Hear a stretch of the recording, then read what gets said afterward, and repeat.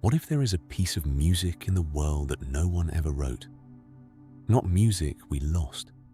Not music whose composer we have forgotten.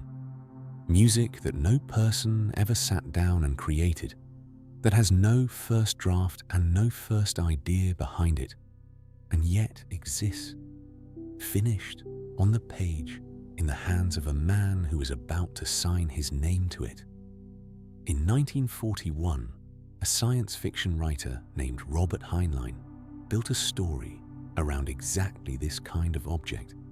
And the strange thing is that physicists have never quite been able to laugh it off. Here is the cleanest version of it. Imagine you have a time machine and a love of classical music. You take a printed score of Beethoven's work back to Vienna, to a young Beethoven who has not yet written it. You hand it to him. He copies it out in his own hand and publishes it as his own. The music, we know, comes from that published score. But Beethoven only had it because you carried it to him. And you only had it because he published it. So here is the question, the one that should keep you up tonight. Who actually wrote the music? The honest answer is that nobody did. The notes exist. Every bar is there. And there is no point anywhere in that chain where a human mind invented them. The information just circulates around and around with no source. And it does not have to be music. Make it a wristwatch, passed between two people across 50 years, each one receiving it from the other and neither one ever buying it. Or make it a person, someone who, in another Heinlein story, written 18 years later, turns out to be both their own mother and their own father. The shape never changes. A thing exists, and nothing made it. This is called the Bootstrap paradox. It takes its name from the old joke about pulling yourself up by your own bootstraps, doing the impossible by leaning on nothing but yourself. For a long time, it lived where it sounds like it belongs, in stories, and in the kind of late-night conversation that circles for an hour and lands nowhere. Then it stopped staying there, because buried inside Einstein's general relativity, the most tested theory of gravity we have, there is a kind of path physicists call a closed, time-like curve, a route through space and time that loops back and meets its own beginning. On paper, in the mathematics, it is allowed. This is not a fringe trick or a loophole someone is rushing to patch. It has been sitting in the theory since the middle of the last century, and some of the sharpest people in physics have spent decades arguing about what to do with it. And if even one such loop is real, then an object with no origin is not a riddle anymore. It is a feature of the universe. If the deepest puzzles of time keep you company at night, you are in the right place. Subscribe and settle in. What I want to walk you through is how a paradox from pulp fiction ended up written into the equations of physics, and why the people who understand those equations best still cannot agree on whether the loop is forbidden or required, or already sitting at the bottom of everything that exists. It begins, the way so many of these things do, with a quiet paper almost no one read at the time. In 1949, a logician handed Albert Einstein a birthday present. It was a solution to Einstein's own equations, describing a universe in which a person could, in principle, travel into their own past. Einstein was not pleased. To understand why a birthday gift could unsettle a man like Albert Einstein, you first have to understand the rule it threatened. It is a rule so deep in us that we almost never say it aloud. Causes come first, effects come after. You strike the match and then the flame appears, never the reverse. Everything you have ever experienced has obeyed this rule without exception. Every object you own was shaped by someone or something before it reached your hands. Every word you have ever heard was formed as a thought before it left a mouth. The wound comes before the scar. The push comes before the fall. We live our entire lives inside a one-way current, and we trust that current so completely that we build everything else on top of it. This is why the question from a moment ago lodges somewhere uncomfortable. You cannot quite picture music with no composer because you have never once seen anything arrive in the world without a cause standing behind it. The mind reaches back for the source automatically. When it finds nothing there, it does not relax. It keeps reaching. Think about how much rests on this single assumption. Our reasoning depends on it. When we explain anything at all, we reach backward for a cause that has already happened. Our memory depends on it because we remember the past and not the future. And that one-way quality of memory feels so natural that the alternative sounds like gibberish. Even our sense of right and wrong depends on it, because to be responsible for something is to have come before it and shaped it. Pull the thread of cause and effect, and most of what we call common sense unravels along with it. Physics has its own name for this one-way current, the arrow of time. The phrase comes from the British astronomer Arthur Eddington, who wrote about time's arrow in 1927, and the engine underneath it is the second law of thermodynamics. Left alone, things fall apart. Heat spreads out and never gathers back in. A cup of coffee cools to the temperature of the room, and it never once draws that warmth back out of the air to heat itself up again. You have watched this happen your entire life without thinking of it as a law. Film a glass falling off a table and smashing, then run the film backward, and you instantly know you are watching something impossible. The shards do not leap up and reassemble. We can feel the direction of time in our bodies. It only ever goes one way. And here is the part of it that matters most for the puzzle in front of us. Order has to be paid for. A structured, improbable thing does not assemble itself out of nothing. A symphony, a blueprint, a living cell.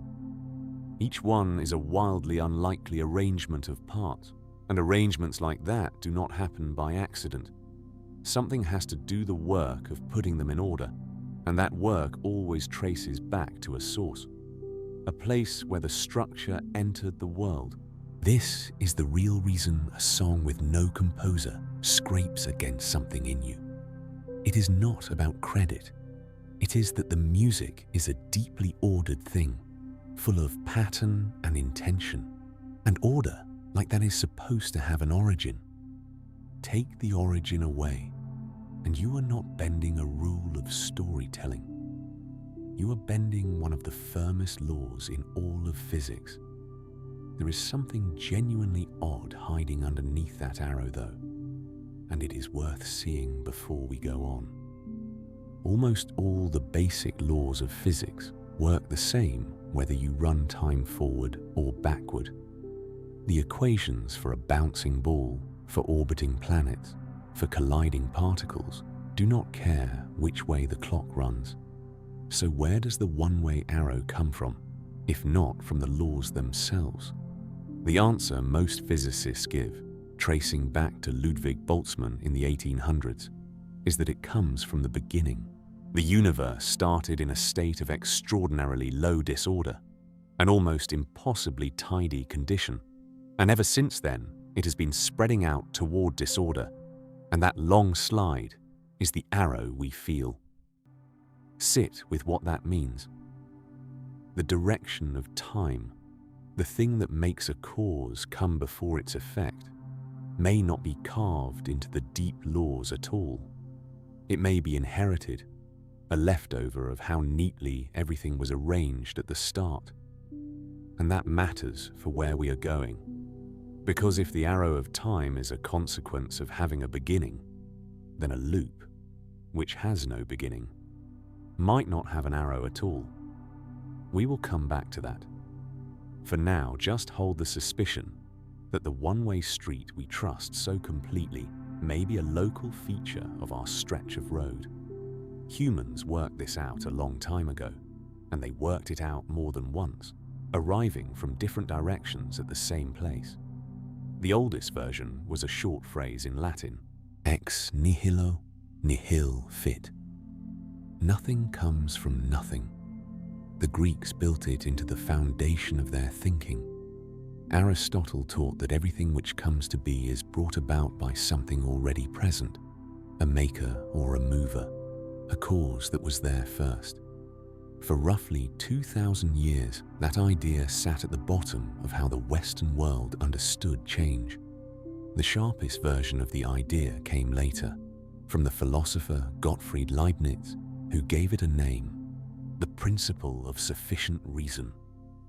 Nothing is the way it is, Leibniz argued, without a reason why it is that way, and not some other way.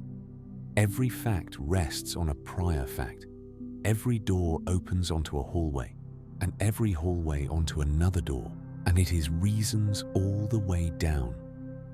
This principle is the quiet engine under the word why. It is the thing that makes us trust that questions about origins always have answers, somewhere, even if we cannot reach them. The bootstrap is the one thing in the world that looks Leibniz in the eye and says no. A fact with no prior fact. A thing that exists for no reason at all. Not a hidden reason. Not a reason we have yet to find, but no reason in principle. The music that no one wrote is a violation of the deepest assumption a thinking mind makes, which is that there is always a because. When physics arrived, it did not overturn the idea. It made it sharper. Isaac Newton described a universe of bodies pushed and pulled by forces in strict sequence, each moment following from the one before it like gears turning in a clock. And in 1814, the French mathematician Pierre-Simon Laplace pushed that picture all the way to its edge with a thought experiment we now call Laplace's demon. Imagine a mind that knew the exact position and motion of every single particle in the universe. Laplace argued that such a mind could calculate the entire future and the entire past in complete detail, with no uncertainty at all, because the universe is one long, unbroken chain of cause and effect. Every present state is fully written by the state that came before. There are no gaps in the chain, and there are no loops in it. Nowhere does the demon find an object that simply appears, owing itself to nothing. Hold on to that demon for a moment, because it draws the bootstrap problem in sharp lines. The demon works by tracing every effect back to its cause, but a bootstrapped object has no cause to trace. The sheet music was given to Beethoven, who gave it to the future, which gave it back to Beethoven. Run Laplace's demon at that loop, and it has nothing to compute. The information is just there, hanging inside the circle, accountable to nothing outside it. A true bootstrap object would be the one thing in all of creation that the most powerful mind imaginable could never explain. That was the consensus. It came from Athens and from Cambridge and from Paris across more than 20 centuries, and the arrow always pointed the same direction. Time runs forward. Causes come before their effects. Everything that exists was brought into being by something that existed before it. Ask any educated person in almost any era whether a thing could exist without ever having been made, and they would have told you, gently, that the question was confused. And yet a small number of people kept poking at it. Not philosophers at first. Storytellers.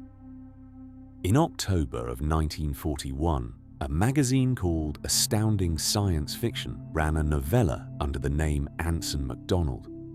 The name was a disguise. The writer was Robert Heinlein, who would go on to become one of the towering figures of the century in his field, and the story was called By His Bootstraps. The editor, John W. Campbell, saw straight away that it was doing something nobody had quite done before. Heinlein had written a man who steps through a gate in time and keeps running into other versions of himself, each one arranging the moves of the next, the whole knot feeding back into its own start. Later, critics credited it as the story that set the shape of the stable time loop for everyone who followed. Heinlein went further 18 years on. In a 1959 story, whose title I will let you find for yourself, he wrote a character who, through a chain of journeys through time, turns out to be their own mother and their own father, the same single person standing at every corner of their own existence. It is the purest bootstrap anyone has ever put on paper. A human being who is, in the most literal sense the words allow, entirely self-made. Pause on how far Heinlein pushed that one, because it is the cleanest version of the idea anyone has ever constructed. In the story, a single person is recruited as a kind of agent who moves through time, and across a chain of journeys, that person becomes their own father, their own mother, the child born of that union, and the very agent who one day recruits their younger self into the whole arrangement. Every major character in the tale is one human being, meeting themselves at different ages, sealing a loop with no one standing outside it. No parent ever started the line. The person is the entire family tree, folded down into a single circle. This is what came to be called the predestination paradox, and it is far older than science fiction. The Greeks already knew its shape. The story of Oedipus is a predestination loop, a prophecy that comes true precisely because of the steps taken to avoid it, the future reaching back to right the past that gives birth to it. What Relativity added to the ancient story was not the idea itself. It was the suggestion that the idea might be describing something real, that a loop in a myth and a loop in space-time could be the same kind of object, and that the universe might not forbid it after all. The idea showed up in gentler forms too. There is an old story in which a watch passes between two lovers across the span of a lifetime, each one handing it to the other, so that nobody ever bought it, and the watch belongs to no shop and no year. Same shape. An object circling through time, present at every moment of its own history, and absent from the one moment that should matter, the moment it was made. For a while, all of this stayed safely inside fiction, but it refused to stay quiet. In 1976, the philosopher David Lewis published a paper titled The Paradoxes of Time Travel, treating these loops not as entertainment, but as serious logic, asking whether they genuinely contradict themselves or only feel as though they ought to. Carl Sagan, later in his life, singled out Heinlein's loops as stories that drag the reader into hard questions about cause and the direction of time. The writers had found a hole in the consensus. None of them could fill it. They just kept walking the rim of it, looking down. Here is what the tidy textbook version always leaves out. The one-way street of time, the very thing that makes the bootstrap feel impossible, had already been cracked open long before any of these writers picked up a pen. And the person who cracked it was Einstein. In 1905, with special relativity, Einstein showed that there is no universal now. Two events that you judge to happen at the same instant, someone moving past you at great speed, will judge to happen at different instants. The order of events far apart in space is not fixed for everyone in the universe.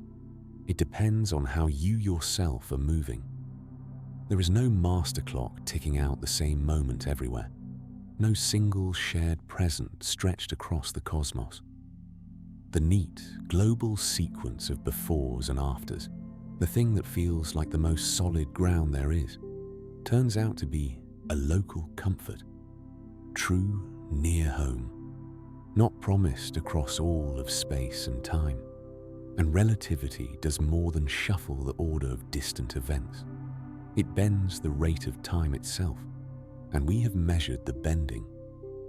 Time runs a little slower for anything that moves fast, and a little slower deeper inside a gravitational field. And these are not abstractions. In 1971, two researchers named Joseph Heffel and Richard Keating loaded atomic clocks onto ordinary commercial jets and flew them around the world. And when the planes landed, the flying clocks disagreed with the clocks left on the ground by precisely the slivers of time Einstein's equations predicted. The effect is real, and it is built into your daily life. The satellites of the global positioning system carry clocks that tick faster than ours down here. And if engineers did not correct for that difference every day, your maps would drift wrong by kilometers within hours. So travel into the future is not exotic at all. It is proven, ordinary, almost dull. Every astronaut who has spent time in orbit has returned a tiny fraction of a second younger than they would have been on the ground, a real traveler to their own future, by a margin too small to feel. Forward is the easy direction. We do it without trying. It is the other direction, backward, into a past that already happened, that breaks everything. And it was a door into the past, not the future, that Gödel found waiting inside Einstein's equations. Relativity gave us a new way to picture a life too. Your entire existence, from first breath to last, can be drawn as a single line threading through space and time. Physicists call it a world line.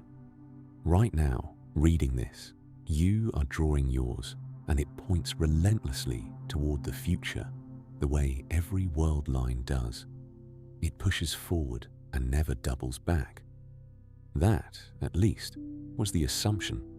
Special relativity on its own does not let you loop back into your own past. It shuffles the order of distant events, but it never bends a world line into a circle. For most physicists in the early part of the 20th century, that settled the matter. The arrow still pointed forward. The chain still held. The loose thread could be tucked back in and forgotten, but it was loose. And there was one man who could not bear to leave a loose thread inside Einstein's own theory without finding out what waited at the end of it. He was not a physicist by training.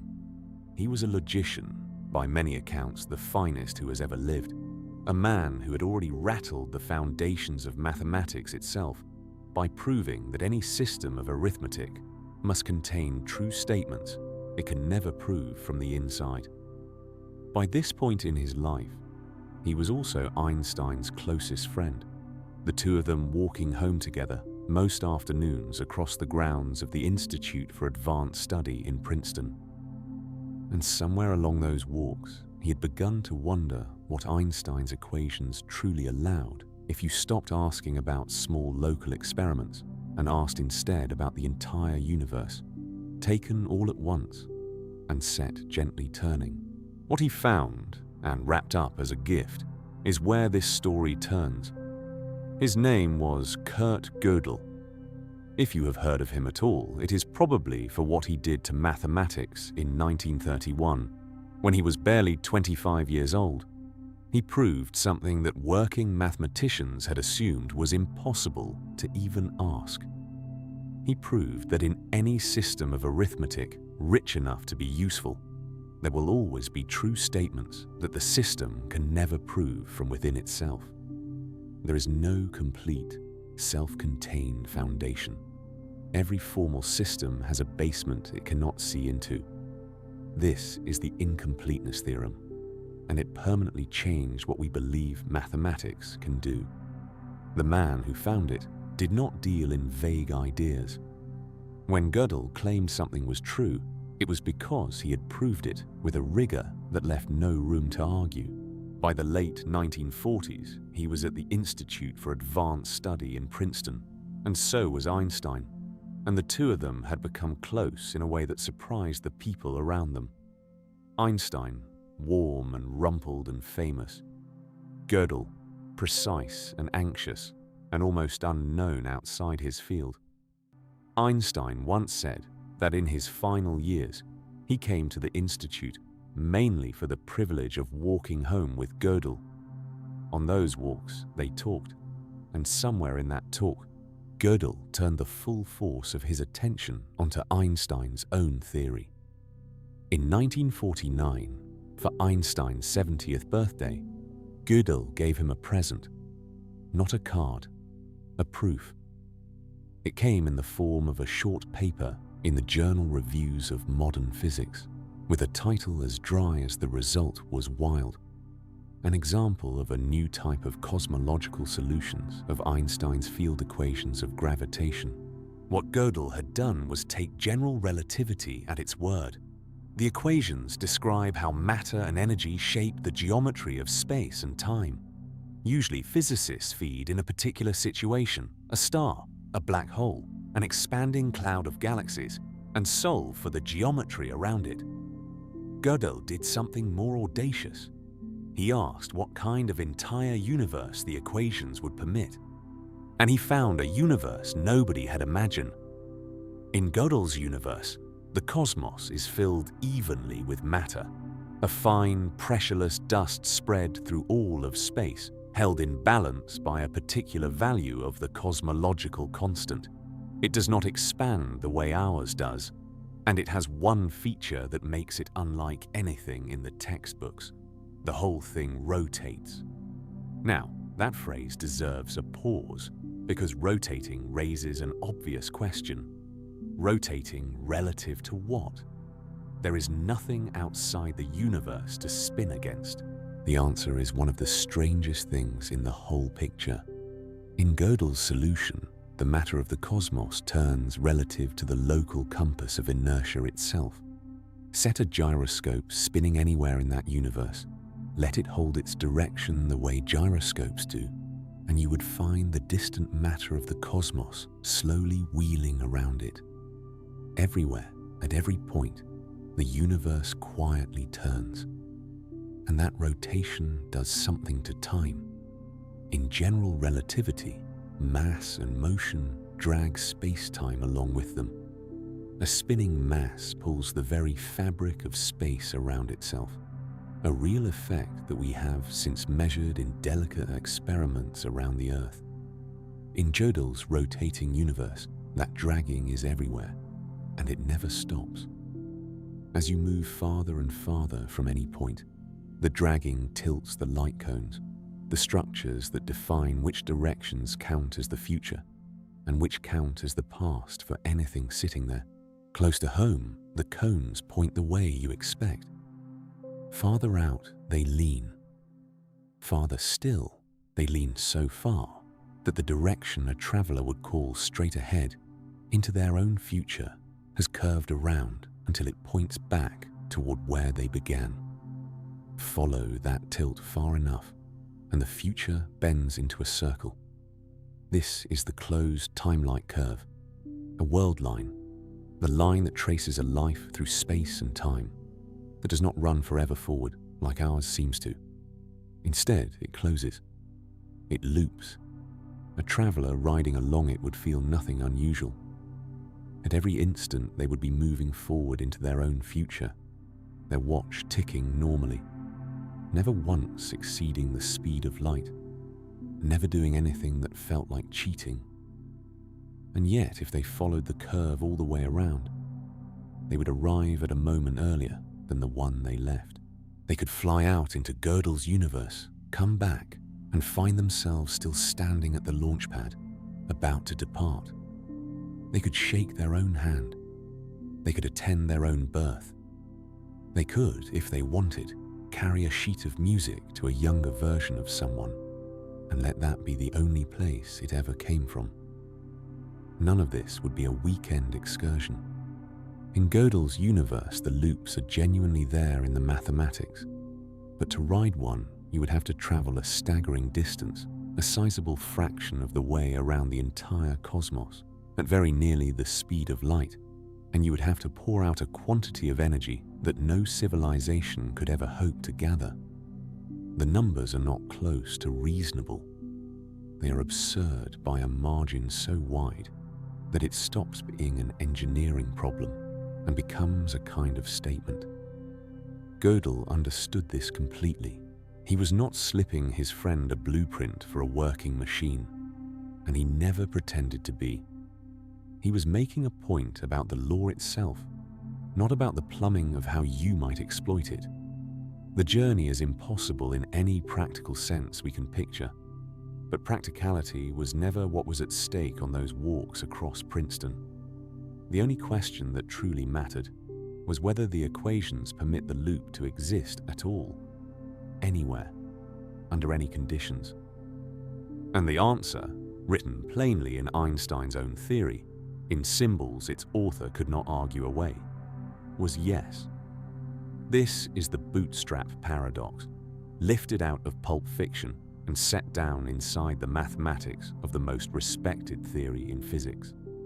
Not as a mistake, not as something Gödel slipped up on, as a legitimate solution to Einstein's equations, fully consistent, internally sound, signed off by a logician whose entire reputation rested on never being wrong about whether a proof held. The grandfather paradox, the meeting with your earlier self, the object that loops through time owing its existence to nothing, all of it stopped being a question for novelists.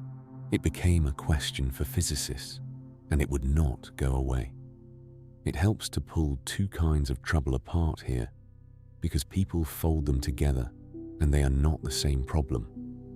The first is the grandfather paradox, the famous one. You travel back and change something. You stop your grandfather from ever meeting your grandmother, and now you were never born, so you never made the trip, so you never stopped them, so you were born after all. The history contradicts itself and collapses.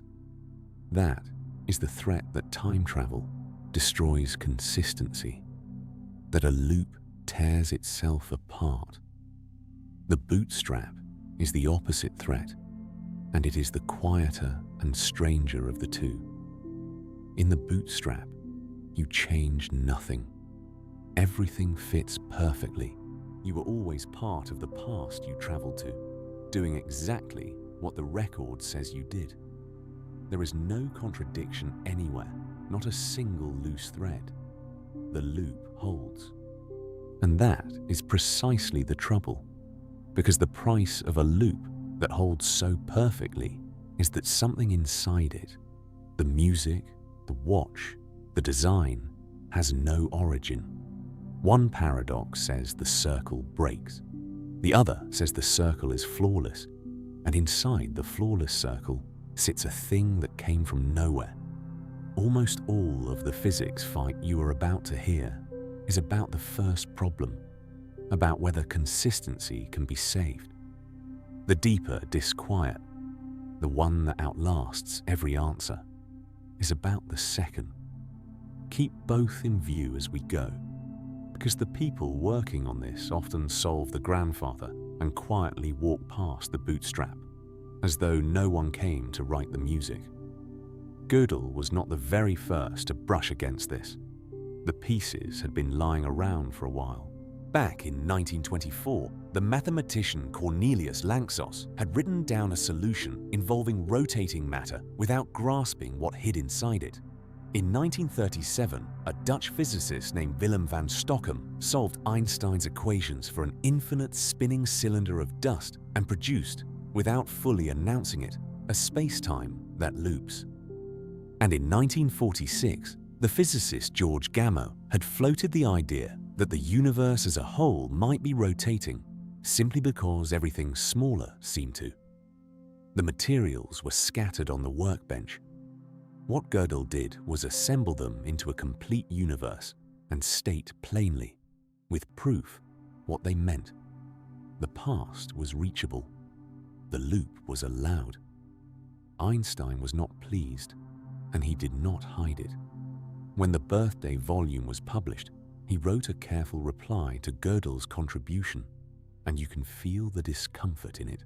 He admitted that the problem of whether his own theory permitted such causal loops had troubled him from the very beginning, back when he was first building the theory, and that he had never resolved it. He raised the possibility that solutions like Gödel's might have to be ruled out on physical grounds, set aside as mathematically valid, but not the sort of thing nature would actually build. It was the reaction of a man who had been handed a flaw in his life's work by a friend, and who could not, on the spot, say the flaw was not real. That last move, ruling it out on physical grounds, is worth sitting with, because it is the move everyone reaches for.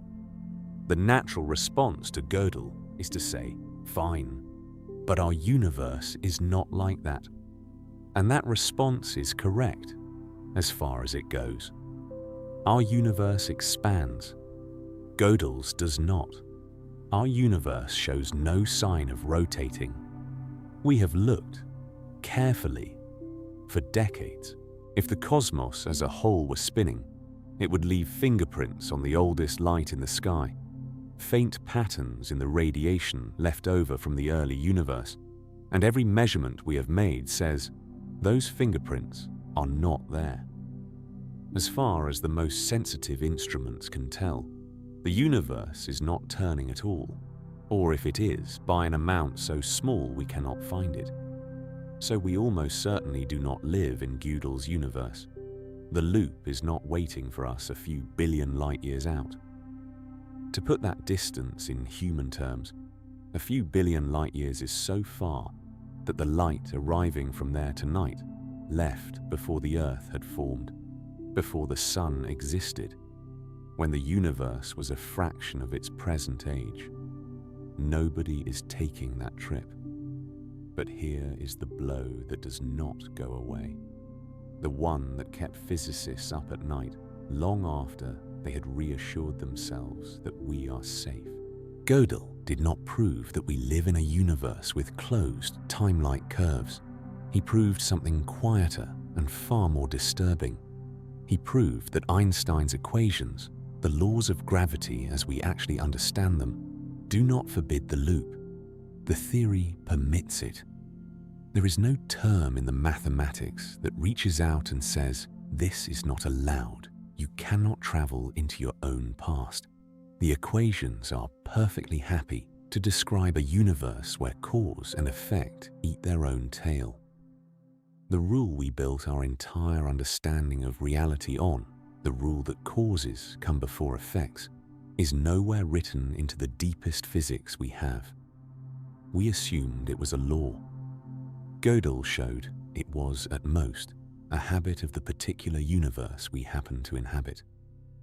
And if it is only a habit, the question becomes obvious and uncomfortable. Why does our universe keep it? Is there some deeper rule, something beyond the equations, that polices causality and stamps out loops before they form? Or is the past simply not as closed as we believe, with the loops just rare, just hidden, just waiting in the places we have not looked? Gödel, characteristically, took it further than anyone wanted him to. He drew a conclusion that most physicists quietly chose to ignore. If a universe running on the same laws as ours can contain a path that loops back through time, he argued, then the flowing of time, the sense we all share, that the present is real and moving, and that the past is gone forever, cannot be a fundamental feature of reality. Because in his universe, the past is not gone. It is still out there, a place you could drive to. And Gödel reasoned that a property which fails in one lawful universe cannot be an objective truth of time itself. The passage of time, he suggested, might be a kind of illusion, not just in his strange, rotating cosmos. Here, now, in the room you are lying in, I find that the hardest part to shake Not the rockets, not the loops out at the edge of an imaginary universe, but the small, cold implication underneath them. That the river of time you feel carrying you forward might not be the deep truth of things. That it might be more like the apparent flatness of the ground beneath you, real enough to live on and wrong. So the loop was permitted by the laws, even if it seemed out of reach in practice. And that left a gap exactly the size of a question. If you did not have a whole rotating universe to work with, if you only had the ordinary universe we actually live in, could you still build a path that bends back into the past? Could you make a closed, time-like curve on purpose, locally, with matter and engineering, somewhere a person could actually go? For the next several decades, a small and brilliant set of physicists tried to answer exactly that, and the machines they came up with, on paper, are even stranger than Gödel's spinning sky. A massive cylinder, long and impossibly dense, spinning fast enough on its axis, is a time machine. That was the claim a young physicist named Frank Tipler published in 1974 while he was at the University of Maryland in a paper with the blunt title Rotating Cylinders and the Possibility of Global Causality Violation. Tipler was not starting from nothing. He was building on that same Van Stockham solution from 1937, the infinite spinning cylinder of dust, and what Tipler did was work out clearly what it meant. Take a cylinder, make it enormously dense, set it rotating so fast that its surface moves at a large fraction of the speed of light, and the spin drags space-time around with it. This is the same frame-dragging effect that runs through Gödel's whole universe, but now it is local, concentrated around one object. Near the surface of the cylinder, the light cones tilt. A spacecraft that approaches and spirals around the cylinder in the right direction, right in that tilt, can come back around to a point in its own past. Here is the heart of why this mattered to physicists. You do not need to spin an entire universe. You need one object. In principle, a buildable object. The closed, time-like curve, the looping world line that had seemed like a quirk of Gödel's exotic cosmos, suddenly looked like something engineering might reach. In principle. The phrase is doing a lot of work, and Tipler knew it. His result was airtight only for a cylinder of infinite length. A finite cylinder, the kind you could actually imagine constructing, refuses to close the loop unless you also pack it with matter of negative energy density, a substance that pushes when everything we have ever touched pulls. Nobody has ever found such a thing in any quantity. And nobody is going to build a cylinder that stretches forever. So the Tipler machine is real in the mathematics and unreachable in the world, which would become a recurring shape in this story. There is a strange grace note here. In 1977, the science fiction writer Larry Niven published a short story he titled Word for Word, Rotating Cylinders and the Possibility of Global Causality Violation, the same as Tipler's paper. In Niven's version, any civilization that tries to build the machine finds the universe turning against it. A nearby star goes unstable. A war breaks out. Disaster falls on anyone who gets close to succeeding. Niven was joking, but he had stumbled onto an idea that real physicists would take seriously within 15 years. The thought that the universe itself might actively protect the past. Tipler's deeper point survived the infinite length problem, though. He had shown that you make a closed, time-like curve by spinning matter hard enough. And while no one will ever build an infinite cylinder, the universe builds spinning masses on its own, and it spins some of them about as hard as matter can be spun. Black holes. A rotating black hole does to the space around it exactly what Tipler's cylinder was supposed to do. And it does it without anyone having to construct a thing. The mathematics of the spinning black hole came from a New Zealand mathematician named Roy Kerr, who in 1963 found the exact solution to Einstein's equations for a rotating mass. It took years for physicists to fully understand what he had handed them, because the inside of a Kerr black hole is far stranger than the inside of the simple kind.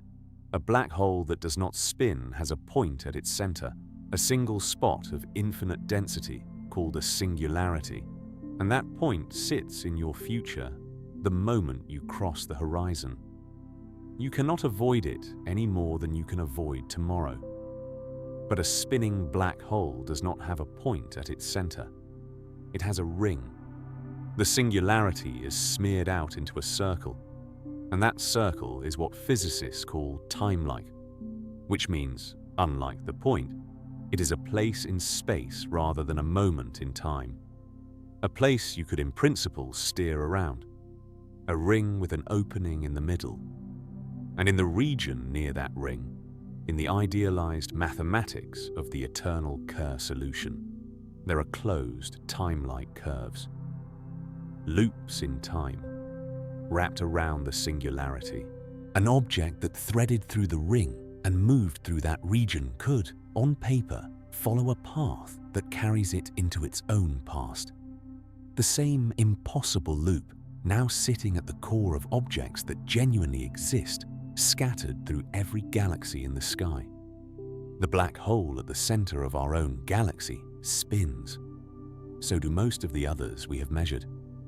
What is remarkable and unsettling is that this is not a microscopic effect buried at some unreachable scale. For a black hole the size of a star, the region around the ring where the loops appear is macroscopic. It is not hidden down at the Planck length, that almost unimaginably tiny scale where our physics gives out. It would be large enough, in the idealized picture, for a ship to enter. So why is this not the answer? Why can't we point a probe at a spinning black hole and send it around a loop in time? 2 reasons, and both of them matter for everything that follows. The first is that the loops sit deep inside the black hole, past not one horizon, but 2. To reach them, you would have to cross the outer event horizon, from which nothing returns, and then cross an inner horizon as well. And that inner horizon is violently unstable. As a black hole sits in the universe, light and matter rain into it across all of time. And that in falling radiation piles up at the inner horizon and gets blue-shifted, its energy driven toward infinity in an effect called mass inflation. The clean, eternal geometry that holds the time loops is a mathematical idealization. A real black hole, born from a collapsing star and fed by a real universe, probably tears that geometry apart long before any traveler could use it. The second reason has a name, and it is one of the most quietly powerful ideas in the field. Cosmic censorship. Roger Penrose proposed that nature has a tendency to hide its singularities behind horizons, to keep the worst pathologies wrapped up where the outside universe never has to deal with them. If censorship holds, then whatever loops live near a Kerr ring stay sealed away forever, doing their damage only to anyone foolish enough to fall in and never returning to trouble the rest of us. The universe, once again, seems to keep its loops out of reach. The man behind cosmic censorship is no fringe voice. Roger Penrose shared the 2020 Nobel Prize in Physics for proving that black holes are a true prediction of general relativity and not some accident of the mathematics. When a mind of that rank suggests the universe hides its worst pathologies behind horizons on purpose, the suggestion is worth taking seriously. Both of these machines, the cylinder and the black hole, try to make a closed time-like curve the same way, by taking matter and spinning it as hard as possible. There is a completely different route, one that does not bother with spin at all. Instead of bending space-time by whirling mass, you bend it by changing its shape. You connect two distant points directly with a tunnel. A wormhole is a shortcut. Picture space-time as a sheet, two far apart points marked on it, and now fold the sheet so those 2 points touch and punch a tunnel between them. Step in one mouth, come out the other, having crossed a vast distance without traveling through the space in between. The idea goes back to Einstein himself, who with Nathan Rosen described such a bridge in 1935, though their version slammed shut too fast for anything to pass through. The version that matters here came in 1988 from the Caltech physicist Kip Thorne and two of his students, Michael Morris and Ulvi Yurtsever, in a paper titled Wormholes, Time Machines, and the Weak Energy Condition. And it had an unusual spark behind it. The astronomer Carl Sagan was writing a novel, the one that became Contact, and he wanted his heroine to cross the galaxy in a way that real physics would not laugh at. He asked Thorne for help. Thorne worked out the physics of a traversable wormhole to satisfy his friend's story, and in doing so opened a door that led somewhere Sagan had not asked about. It is hard to overstate what that favor set in motion. Before Thorne sat down to help a friend with a novel, serious physicists mostly treated time travel as beneath them, a subject for fiction and cranks. Thorne's work on the wormhole for Contact changed that almost overnight. It led him and his students to ask, in print, whether a wormhole could be turned into a genuine time machine, and their 1988 papers made the question respectable. Novikov's self-consistency principle was worked out partly in answer to it. Hawking's chronology protection conjecture was worked out partly in answer to that. Nearly the entire modern physics of time loops, the whole argument we have been walking through tonight, traces back to a novelist asking a physicist for a believable way to get his heroine across the galaxy. Sagan wanted a good story. He accidentally opened a field, because a wormhole is not just a shortcut through space, it can be turned into a shortcut through time. Take the two mouths of a wormhole and treat them like two clocks. Leave one at home and take the other on a fast journey near the speed of light. Then bring it back. Special relativity guarantees that the traveling mouth ages less than the one that stayed behind. The same effect that would let an astronaut return younger than her twin. Now the two mouths are out of sync. One sits a little in the past of the other. Step into the mouth that runs ahead. Slip through the tunnel and step out of the mouth that lags behind, and you have walked into a moment earlier than the one you left. The wormhole, threaded between two different times, has become a closed, time-like curve. The same loop reached a third way, and the same wall waiting at the end of it. To hold a wormhole open long enough to cross, you need that exotic matter again, the stuff with negative energy that props the throat apart against gravity's urge to pinch it shut. We know negative energy is not purely fantasy. In 1948, the physicist Hendrik Casimir predicted that two metal plates held a hair apart in empty space would feel a tiny push from the vacuum between them, a region where the energy dips below zero, and decades later that push was measured in the laboratory. So the universe does allow negative energy. It just seems to allow only a whisper of it, where holding a wormhole open would demand an ocean. There is a fourth route, and in some ways it is the most elegant of them all, because it asks for no exotic matter and no infinite cylinder. It asks for cosmic strings. Cosmic strings are hypothetical, thin flaws left over from the birth of the universe, narrower than the nucleus of an atom, and yet so unbelievably dense that a short length of one could outweigh a planet. We have never confirmed that they exist, but the equations describe them cleanly, And in 1991, a Princeton astrophysicist named J. Richard Gott found something startling in those equations. Take two cosmic strings and send them flying past each other at close to the speed of light, and the space around them warps in just the right way that a traveler can loop a path around the pair and come back to their own past. What made Gott's discovery land so hard was its simplicity. No negative energy, no infinite length. The space-time he described was free of singularities and free of horizons, smooth and almost ordinary. And for a brief moment, it looked like the first time machine anyone might actually imagine assembling. A closed, time-like curve, built from nothing but two heavy threads of the early universe and a great deal of speed. Then the wall arrived, the way it always does.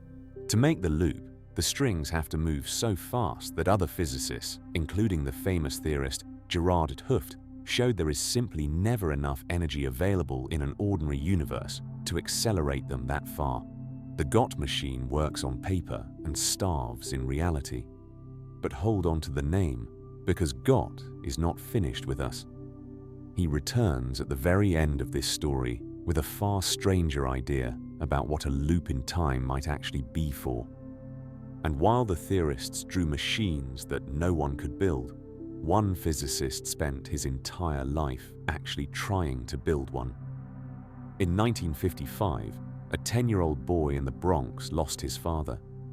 Boyd Mallet was 33, a television repairman and a veteran, a man whose love of science had already lit something in his son, and a heart attack took him with no warning at all. The boy was destroyed by it. Not long after, he read the H.G. Wells novel about a time machine, and he made a quiet decision that would shape the rest of his life. He would become a scientist, and he would build a real one, and he would go back and warn his father. His name is Ronald Mallet, and he did become a scientist.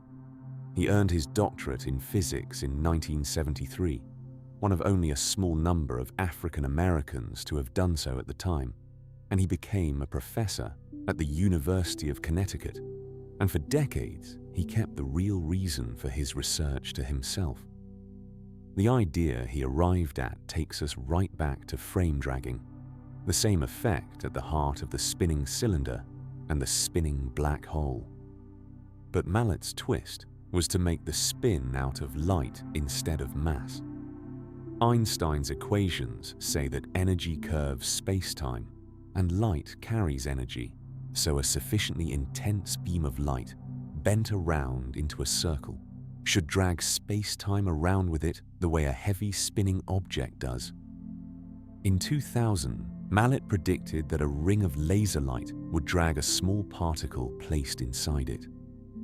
3 years later, he published exact solutions arguing that, at high enough intensity, a circulating beam of light produces closed, time-like curves in the space around it. A time machine made of nothing but light, looping on itself. He built a prototype ring laser in his lab to begin testing the idea. And here the story turns from physics into something that aches.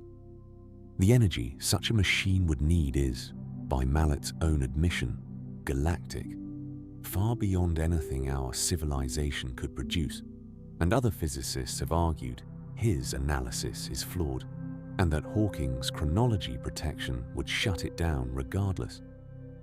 But there is a crueler limit, one built into the very design. A machine like this could only ever send a signal back as far as the moment it was first switched on, not 1 instant before. Which means that even if Mallet finished it tomorrow, even if every critic were wrong and it worked perfectly, it could never reach 1955. It could never carry a single word back to his father. He built his whole life around a door, and the door, by its own nature, opens onto a hallway that only begins after the room he was trying to reach. I find that the most human thing in this entire subject, every one of these machines, the cylinder, and the black hole and the wormhole and the strings and the beam of light runs headlong into a wall. And the walls are so consistent, so reliable, that the physicists began to suspect they were not bad luck at all. Look at the pattern. The closed, time-like curve is permitted by the equations and then blocked every single time by some specific wall. An infinite length you can never build. An inner horizon that shreds itself. An impossible ocean of negative energy. Strings you can never push fast enough. A beam of light that would swallow the output of a galaxy. 5 different roads to the past and 5 different barricades, each one sitting exactly where the loop would close. It begins to look less like a run of unlucky engineering problems and more like a policy, which raises the question that split the field in two. Are these walls just difficulties, the kind clever enough engineers might someday get past? Or is the universe genuinely defending itself with a law we have not yet written down, a law whose entire job is to make sure the past can never be touched? And if a loop did somehow form, what would actually happen inside it? Would you be free to kill your grandfather? Or would something stop your hand? That is where the real fight begins. 3 serious answers emerged from 3 of the sharpest minds in physics, and they could not all be right because they flatly contradict one another. Let me walk you through each. The first answer came from a Russian astrophysicist named Igor Novikov, and it is the most economical of the 3. The loops are real, Novikov said, and the paradoxes are not. There is no contradiction waiting inside a closed time-like curve because the universe will only ever allow events that are consistent with themselves. He formalized this with a group of physicists in 1990 in a dense paper on what happens to the ordinary equations of physics in a space-time that contains closed time-like curves. The group included Kip Thorne and his collaborators, the same people who had just shown that a wormhole could be turned into a time machine, and who were now nervous about the monster they had described. The principle they arrived at is called the Novikov self-consistency principle, and it says something deceptively simple. Of all the things that could happen on a time loop, only the self-consistent ones actually occur. What that means in practice is stranger than it sounds. Suppose you travel back to stop your younger self from ever climbing into the time machine. Novikov says you are completely free to try. You will simply fail, and you will fail in ordinary, unremarkable ways. Your car gets a flat on the way. The power cuts out in the building. You reach for your younger self's arm and your hand slips. No cosmic force holds you back, no glowing barrier, nothing dramatic. It is only that the histories which contradict themselves do not exist as possibilities, and so the universe quietly serves up one of the histories that hangs together. You are always going to fail, because you are already part of a past that happened. The test case that made this concrete came from the physicist Joseph Polchinski, and it involved a billiard ball. Fire a billiard ball into a wormhole at the right angle, he said, so that it travels back in time, comes out of the past mouth, and strikes its own earlier self, knocking that earlier ball away from the wormhole so it never enters. That is the grandfather paradox stripped down to a single clean collision. The ball stops itself from ever time traveling. So what happens? 3 physicists, Fernando Echeverria, Gunnar Klinkhammer, and Kip Thorne, worked the problem out in detail, and what they found turned the paradox inside out. There is a self-consistent solution. The ball comes back from the future and delivers only a glancing blow to its earlier self, not a knockout, just enough of a nudge to send it into the wormhole at the slightly different angle that produces exactly that glancing blow. The loop closes on itself with no contradiction, And here is the part that genuinely unsettled them. There was not just one such solution. For most setups, there were infinitely many. The problem was never that the time loop has no consistent history. The problem is that it has too many, and nothing in the physics tells you which one nature picks. Novikov gave the strangest of these consistent objects a name, and the name could not be better. He called them jinn, after the genies of old stories, the ones that appear out of empty air with no past of their own. A jinn, in his sense, is an object or a fact caught in a flawless loop, existing only because it exists, riding the circle of time with no first appearance and no maker anywhere on it. The sheet music is a jinn. So is the watch the lovers pass back and forth. Novikov even split them into two kinds: the jinn that are physical things looping through time, and the jinn that are pure information, knowledge that teaches itself to the past so the past can teach it forward again. They break no rule of consistency. Each one slots perfectly into a history that holds together. They simply have no origin, and Novikov's mathematics had no way to forbid them. The genies are allowed. They just cannot tell you where they came from.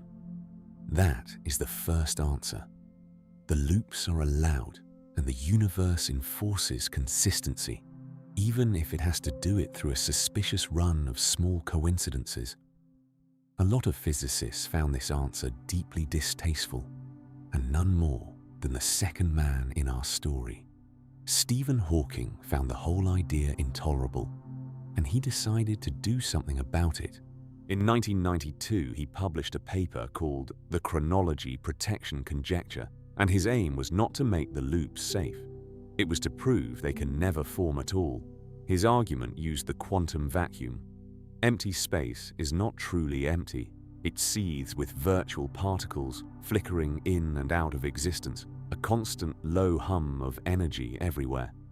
Normally, that hum is harmless, but Hawking pointed out that as you try to bend space-time into a loop, as the moment of the first closed time-like curve approaches, that vacuum energy gets a path to circulate around the loop, and it can go around again and again with no limit. The fluctuations pile on top of themselves and feed back, like the howl that builds when a microphone is held up to the speaker, playing its own sound. In Hawking's calculation, the energy density races toward infinity at the exact instant the loop would form, and that runaway energy violently destroys the region before the time machine can ever switch on. The universe, in this picture, defends its own past, not through coincidence, the way Novikov's principle does, but by detonating any device that gets close to opening a door backward. Hawking gave this defense a wry name. He wrote that there seems to be a chronology protection agency at work, one that, in his phrase, makes the universe safe for historians. He borrowed the joke from the time police of old science fiction, but the physics underneath was serious, and he liked to add a simpler piece of evidence, almost a shrug. If time travel into the past were truly possible, where are the travelers? We have never once been overrun by tourists from the future. He once turned that joke into an actual experiment. In 2009, Hawking threw a party. Balloons, champagne on ice, a banner across the wall that read, "Welcome time travelers." He set everything out, he sat down, and he waited. Nobody came. The trick was in the invitations. He sent them out only after the party was over, printed with the exact date and the exact coordinates of the room. So the only guest who could possibly have arrived was someone who read the invitation at some point in the future and traveled back to attend. The chairs stayed empty all evening. Hawking offered it with a smile, as experimental evidence that travel into the past does not happen. It proves nothing, of course. Perhaps the travelers are discreet. Perhaps they will come long after he is gone and the room is dust. Perhaps the future simply mislaid the invitation. But there is something both funny and quietly sad about a man who spent his life on the deepest questions in physics. Sitting alone in a room, he had carefully prepared for guests that his own equations told him were never going to walk through the door. But here is what honesty requires me to say. Chronology protection is a conjecture. It is a strong, well-motivated guess, and Hawking was not a man whose guesses you bet against lightly. Yet no one has proven it. To settle whether the vacuum really destroys every forming time machine, you would need a complete theory of quantum gravity, the marriage of Einstein's relativity with the quantum world, and that theory does not yet exist. Some calculations since have supported Hawking. Others have found cracks, special cases where the runaway might not happen. The agency may be real. We cannot yet prove it shows up for work. Other physicists took up where Hawking left off and pushed the calculations harder. Matt Visser spent years working through exactly what the quantum vacuum does at the edge of a forming time machine, sharpening Hawking's picture in some places and complicating it in others. And that work has never fully closed. The honest state of things is a standoff. Each time someone seems to show the loop must tear itself apart, someone else finds a clever arrangement in which it might just survive, and around the argument goes. The agency that keeps the universe safe for historians has never once been caught in the act. It has also never been ruled out. So the first answer makes the loop safe, and the second answer makes the loop impossible. And both of them are arguments about large things, about wormholes and space-time and machines you might build. The third answer came from asking a different question entirely. What happens if you shrink the loop all the way down until the only thing traveling around it is a single particle? David Deutsch took the paradox into the quantum world, and in his hands it simply came apart. Deutsch is one of the founders of quantum computing, a physicist at Oxford with a gift for following an idea past the point where most people get nervous. And in 1991, he published a paper on quantum mechanics near closed timelike lines that changed how this whole problem looks. His insight began with why the grandfather paradox bites in the first place. It bites because a classical object is definite. You either exist or you do not. You either pulled the trigger or you did not. There is no middle, so a contradiction is fatal. But a quantum particle is not like that. A quantum particle can sit in a mixture of states at once, partly one thing and partly another. And Deutsch showed that for a quantum system sent around a closed timelike curve, there is always a self-consistent solution, even for the grandfather setup, as long as the particle is allowed to settle into the right mixture. Picture the time-traveling particle as the grandfather. In Deutsch's model, it settles into a state that is part existing and part not existing, a specific blend, and that blend is exactly the one that reproduces itself when it goes around the loop. The condition is just that what comes out of the time machine has to match what went in.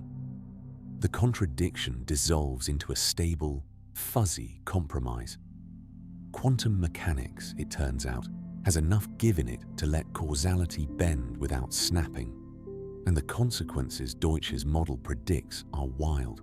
A computer with access to such a loop could solve problems no ordinary computer ever could.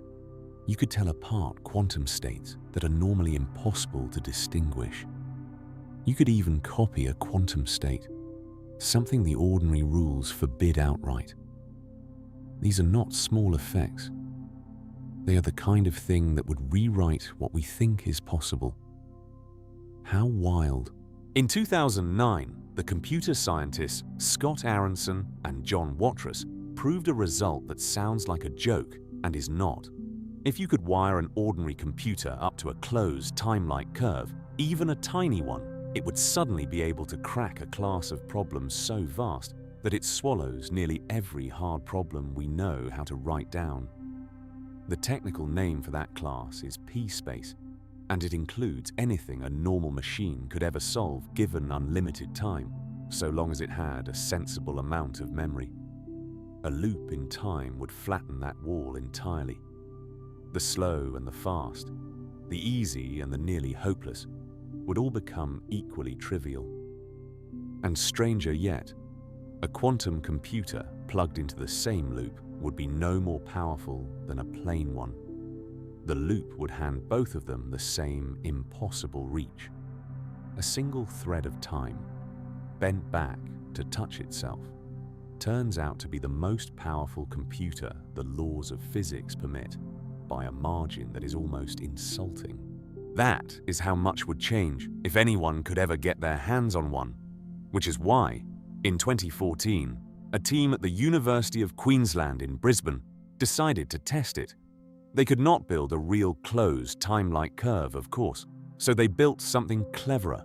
Martin Ringbauer and his colleagues used pairs of entangled photons, single particles of light produced in a special crystal, and set them up so that one photon played the part of the time traveler going around the loop, and the other played its older self waiting at the far end.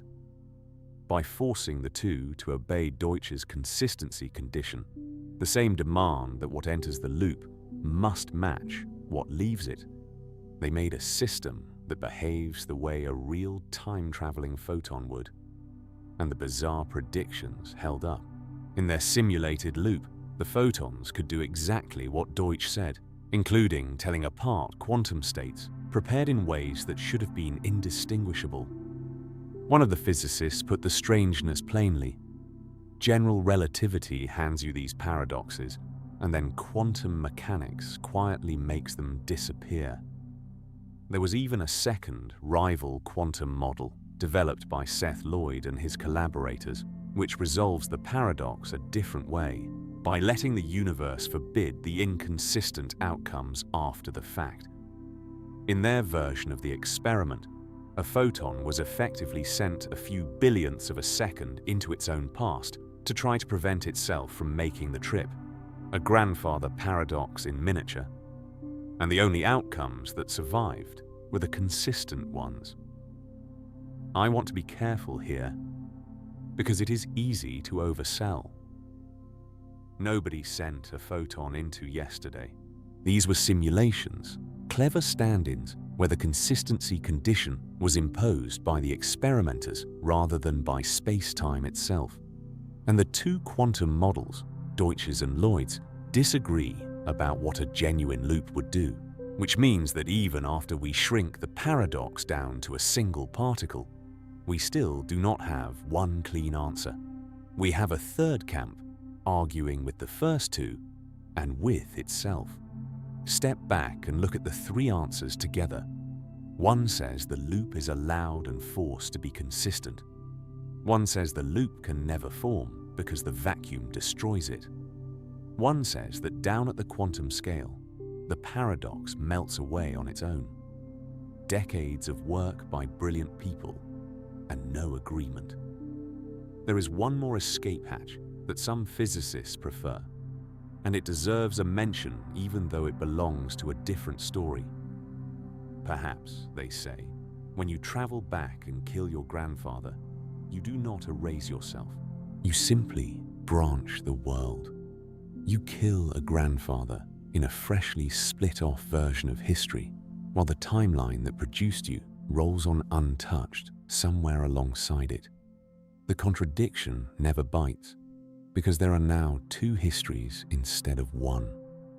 That idea opens a door into the strangest room in all of physics, the one where reality keeps splitting into countless parallel versions, and that room is a whole journey of its own, for another night. For now, it is enough to notice that even this radical fix does nothing for the bootstrap. Branch the world as many times as you like. In none of the branches did anyone write the music. But notice the one thing all three of them quietly assume. Every answer is about keeping the loop consistent, or preventing it, or smearing it out. Not one of them tells you where the loop thing came from. Novikov can guarantee that the sheet music passes cleanly around the circle with no contradiction. Hawking can argue the circle never closes. Deutsch can let the notes blur into a stable quantum mixture. And still, none of them can answer the question we started with, the one a half-asleep mind keeps reaching for and finding nothing behind. If the loop is consistent, fine. But who wrote the music? That question does not go away when the paradox is resolved. It survives every resolution. And it is where this stops being about machines and starts being about us. This is where the cosmic mathematics becomes personal. Go back to the rule we built everything on, the one from the start of all this. Order has to be paid for. A structured, improbable thing does not assemble itself from nothing.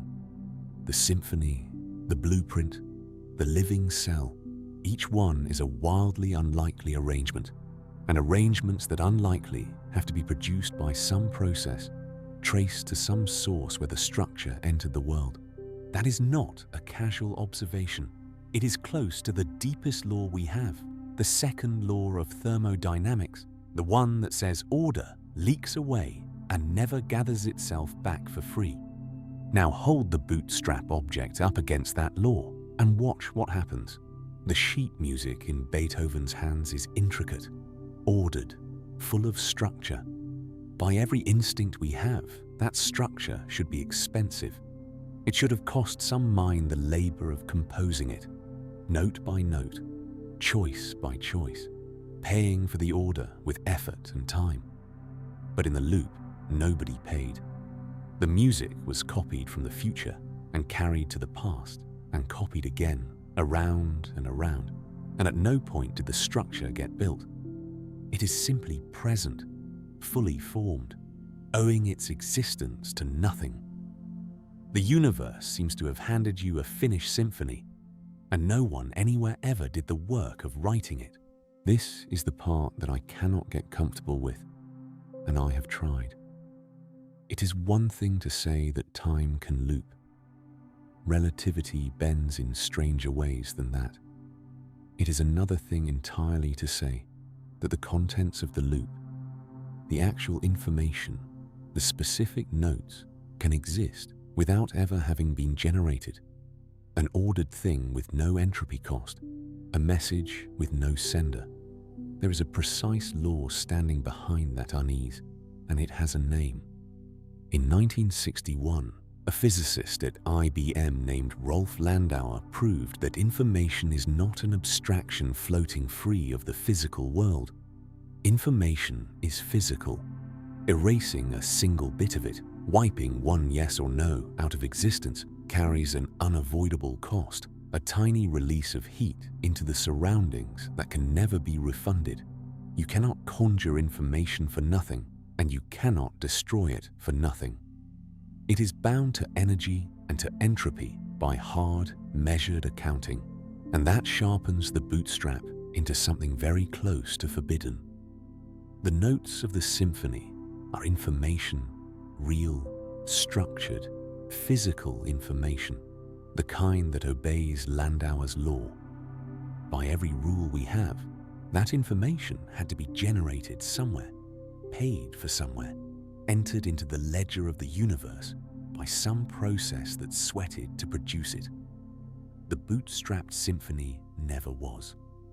It is a debit with no matching credit, structure the universe is carrying on its books without any record of the deposit. A free lunch in the one-currency physics insists most firmly can never be free. There is a subtlety that makes it worse rather than better. On a closed, time-like curve, the arrow of time has nowhere to point.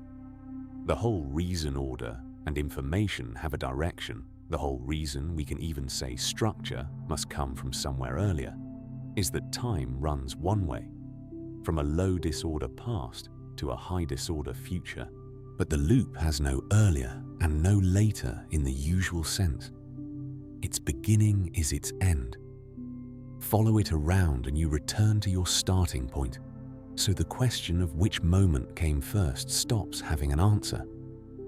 The framework we would use to ask where the order came from may not even apply inside the circle. We are trying to interrogate the loop with a concept, before and after, that the loop quietly refuses. And then there is the matter of you, of choice, of whether inside a universe that permits these loops, your decisions are still your own. Remember what Novikov's principle does. It does not chain you. You are free to walk into the past and try to change it, free to reach for your younger self's arm, free to attempt the impossible. You will simply fail in ways that look like ordinary bad luck, because the only histories that exist are the ones that hold together. Think about what that implies. It means the past you were traveling into already happened, with you in it, doing exactly what you are about to do. Your future trip is already part of a finished story. You are not being prevented from changing things. You are discovering that the things were never going to change, because they already didn't. There is a reading of this that lets you keep your freedom. Maybe your choices are genuinely yours, freely made, and they simply turn out to be the consistent ones, the way a key freely turns and still only fits the one lock it was cut for. You chose, and the choice fit. Nothing reached in and overrode you, but there is a colder reading underneath, and it is hard to fully push away. If the past is fixed because it already happened, and a time loop folds the future into the past, then the future is fixed in the same way and for the same reason. The whole circle is already written. You are reading your lines for the first time, and they were set down long before you arrived.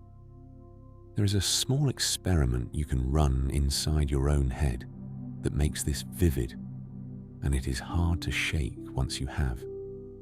Imagine you are the traveler, standing in the past, holding a coin, and you have decided you will flip it and then do the exact opposite of whatever the history books say you did.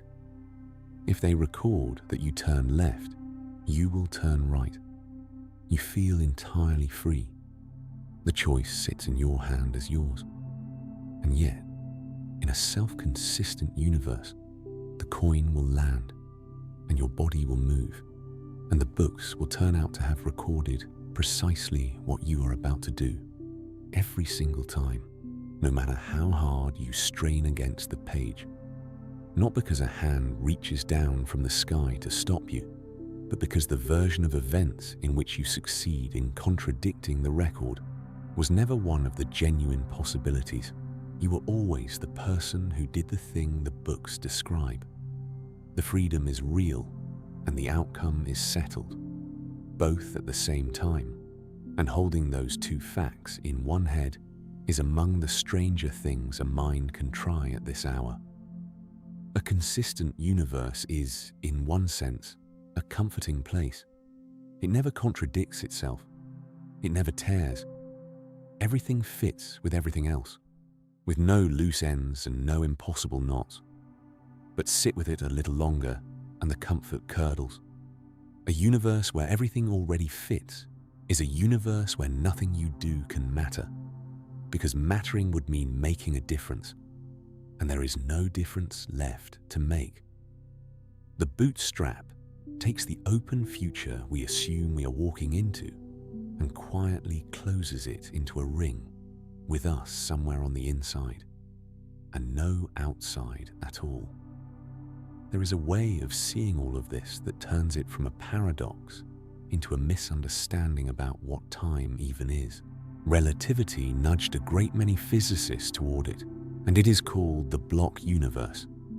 In this view, the past and the present and the future all exist together, equally real, laid out at once as a single fixed shape in 4 dimensions. The flow of time, the powerful sense you have that the present moment is sliding forward and the past is vanishing behind you, is not a feature of the universe out there. It is something that happens inside the observer. The river does not move. We move along it and mistake our motion for its current. There is an argument that makes the block universe hard to wave away, and it comes straight out of the relativity we met at the very start. Because there is no universal now. 2 people can genuinely disagree about which faraway events are happening at this moment, and the disagreement grows the farther away you look. Roger Penrose sharpened this into a thought experiment, sometimes called the Andromeda paradox. 2 people pass each other on a street, strolling in opposite directions, and out at the distance of the Andromeda galaxy, their 2 versions of this very instant differ by days. For one of them, a fleet out there may already have set sail. For the other, the decision to launch has not yet been taken. Neither one is wrong. And if both of their present moments are equally real, then events that lie in the future for one and the past for the other must both already exist, which pulls you, one reluctant step at a time, toward the conclusion that all of it exists at once, past and future together, laid out in a single fixed block. Einstein leaned this way himself. When his lifelong friend Michel Besso died, Einstein wrote to the grieving family that, for those who take physics seriously, the division between past, present, and future is no more than a stubborn illusion that refuses to let go. If that is true, then nothing ever really creates itself in time, because nothing happens in time at all, not in the flowing sense we feel.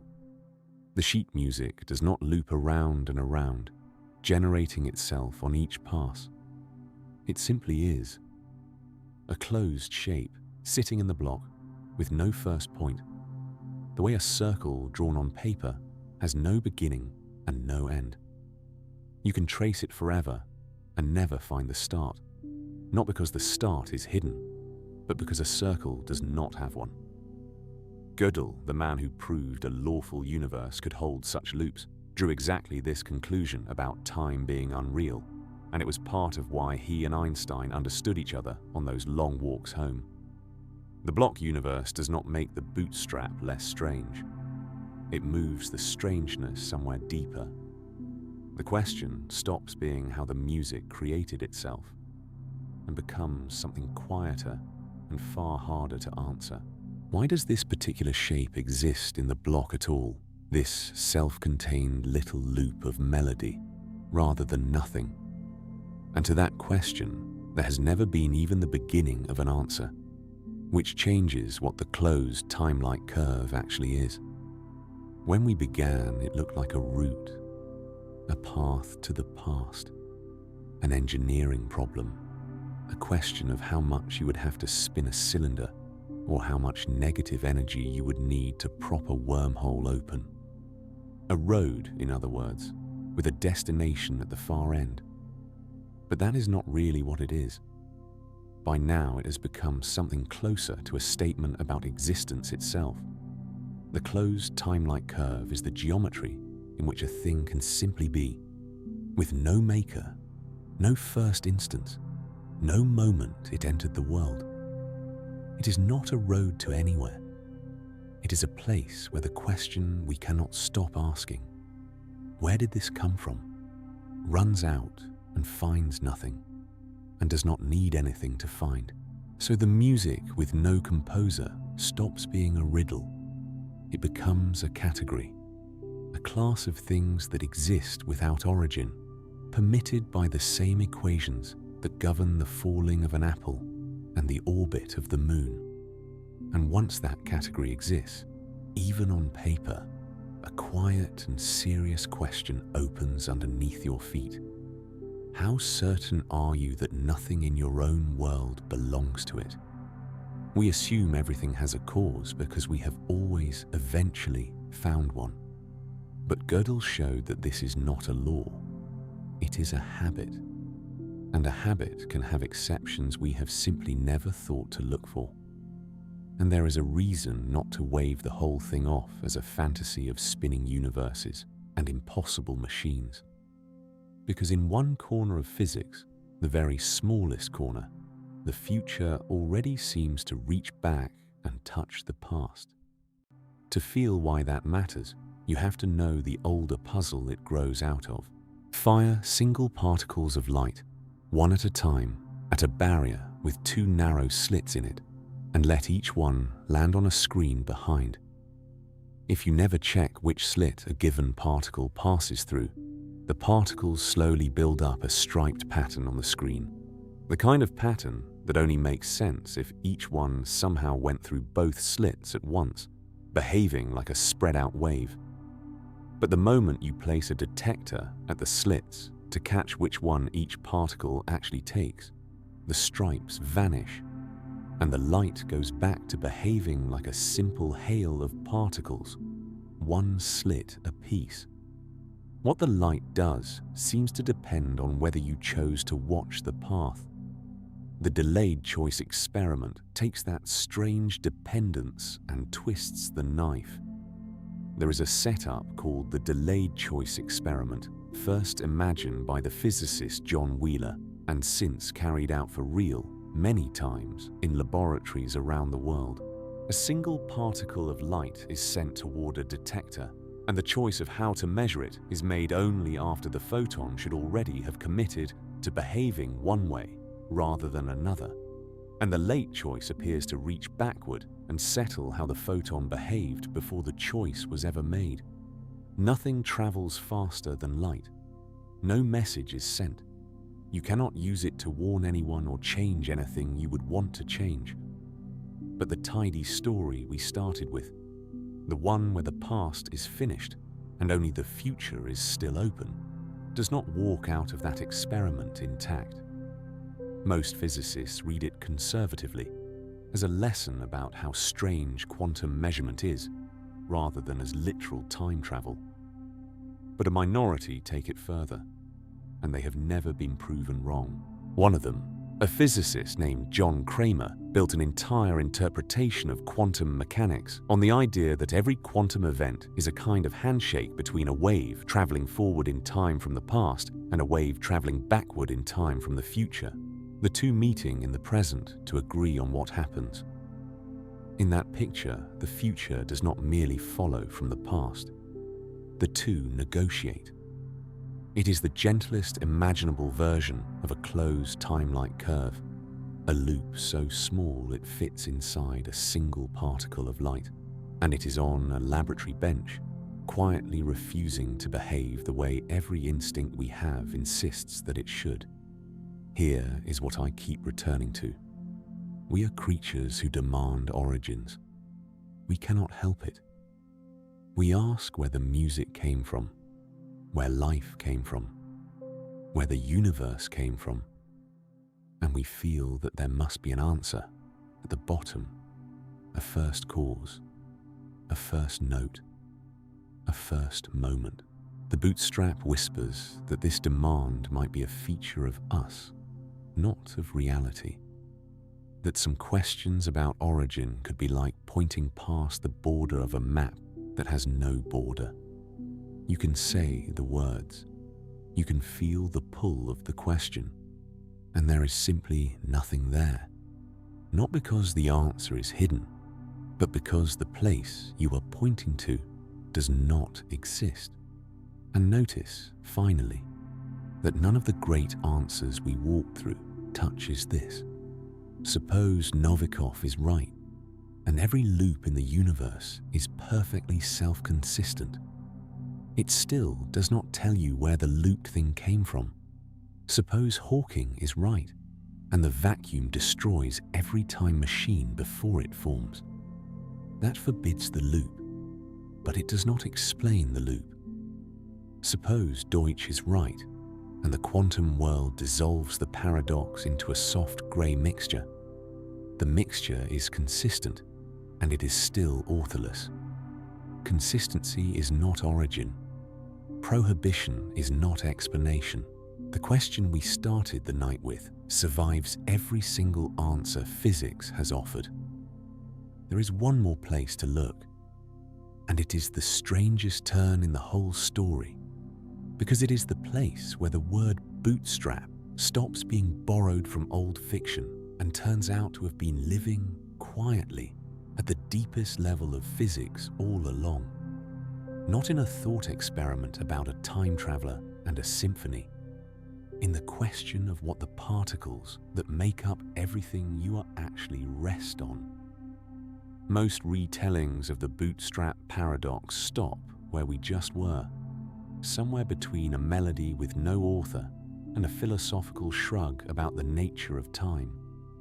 But there is a deeper layer, and almost nobody connects it to any of this, because it lives in a corner of physics that looks, at first, like it has nothing to do with time travel at all. It has to do with what everything is made of. Go back to the late 1950s and the early 60s, into the particle accelerators that were just coming into their power.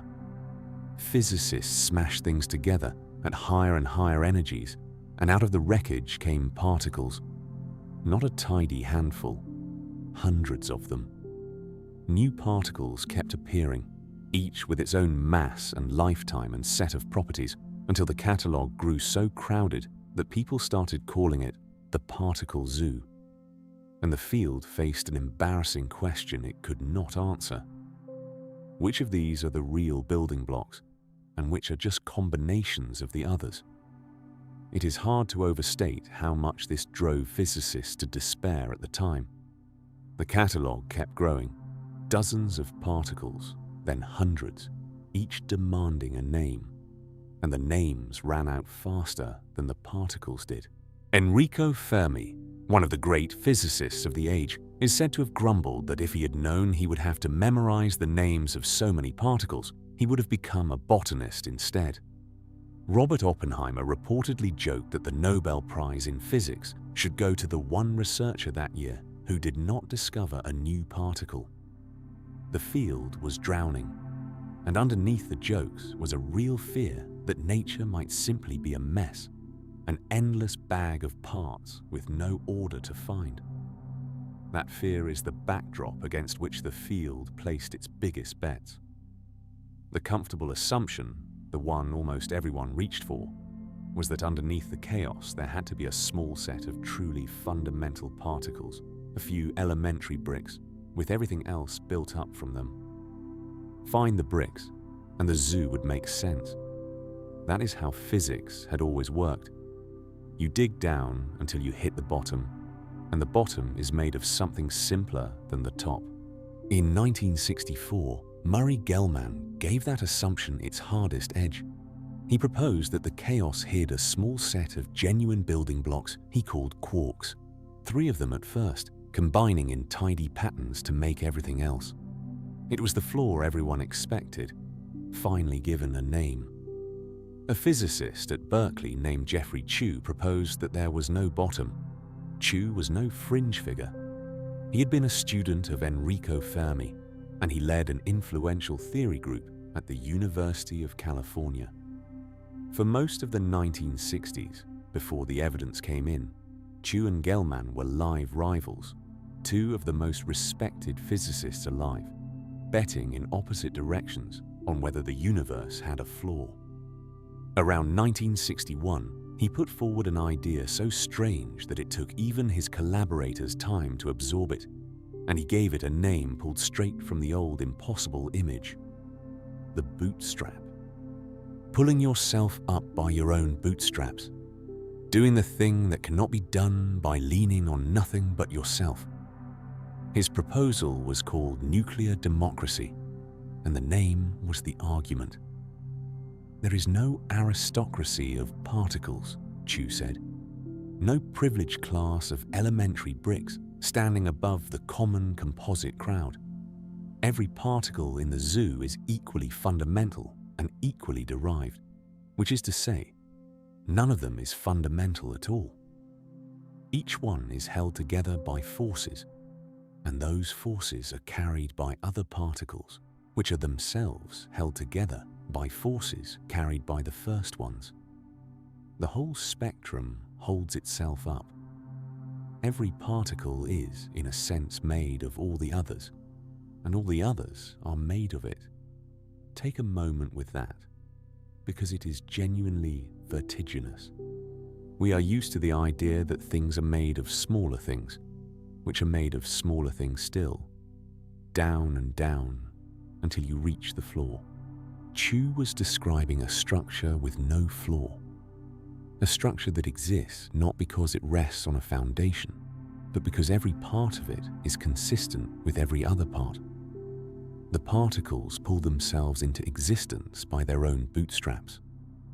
They are real because the web they form hangs together, and for no deeper reason than that.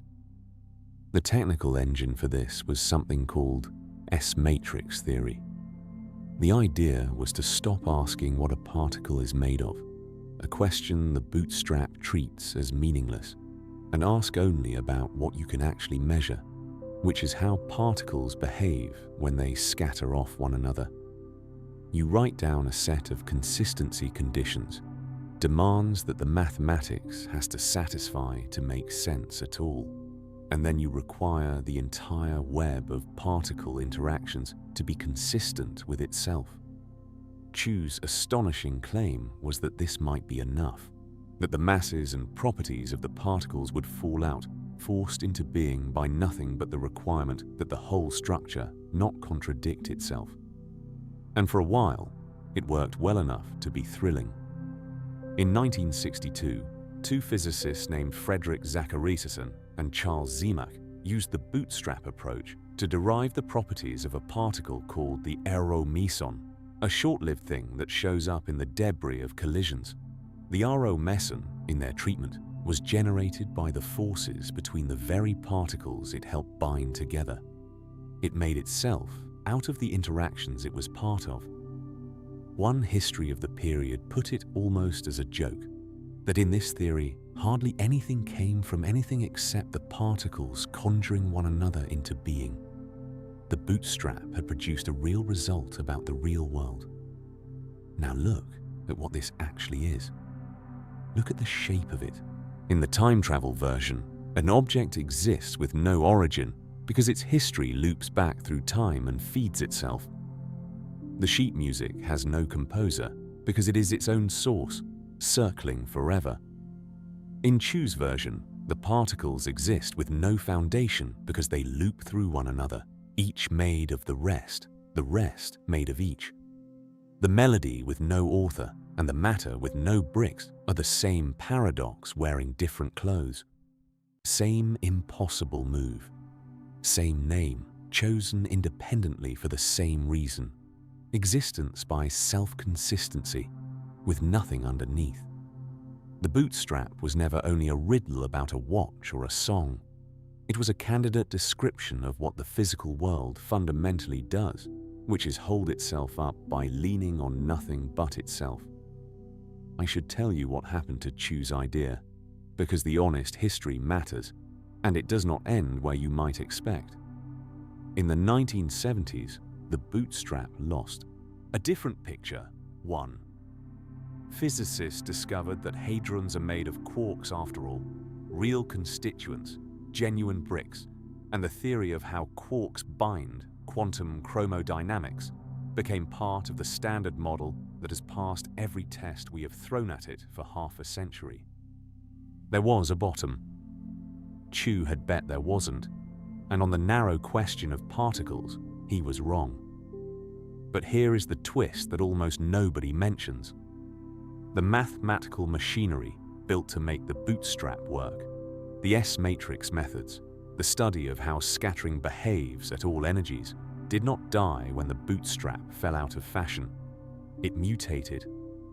Out of that machinery grew the first models of particles as tiny, vibrating strings, and those grew into string theory, the most ambitious attempt anyone has made at a single theory of everything.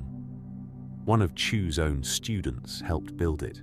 The bootstrap, the idea that matter holds itself up with no foundation, was buried as a theory of particles and quietly resurrected as the leading candidate for the deepest layer of reality we can imagine.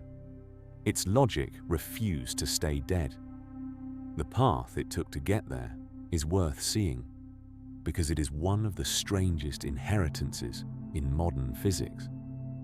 In 1968, a young physicist named Gabriele Veneziano, working squarely inside the Bootstrap and S-matrix tradition, was hunting for a mathematical formula that would describe how these particles scatter while obeying all the self-consistency rules the Bootstrap demanded.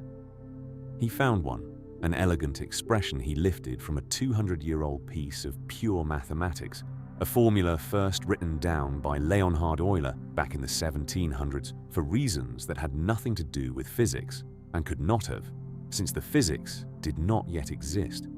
It fit the scattering data beautifully, a piece of abstract arithmetic scribbled out for its own sake 2 centuries before anyone dreamed of a particle collider, turned out to describe how matter behaves when you slam it together at enormous speed.